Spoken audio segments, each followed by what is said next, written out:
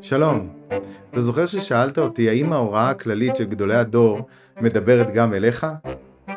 אז חשבתי להגיד לך את מה שאני חושב.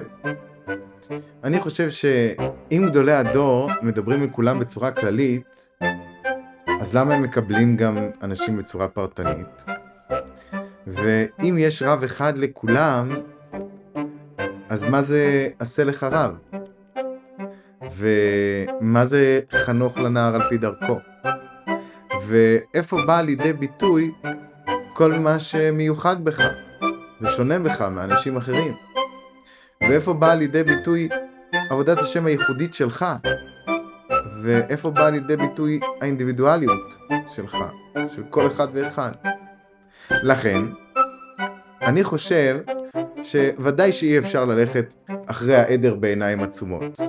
ודאי שכשגדולי הדור מוציאים הודעה לציבור, הם מדברים בצורה כללית.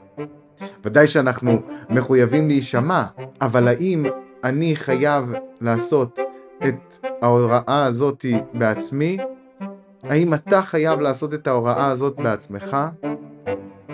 לעולם לא תוכל לדעת עד שתשאל רב. איזה רב? כמובן רק רב שמקובל על ידי הציבור, לא על זה אני מדבר, זה מובן מאליו. אבל זה חייב להיות רב שמקובל על ידך. זה חייב להיות רב שמכיר אותך. זה חייב להיות רב שתקשיב לו, שאתה סומך עליו, שאתה יודע שהוא לא יחמיר עליך את מה שאתה לא מסוגל, אבל גם שהוא לא יקל עליך את מה שאתה כן.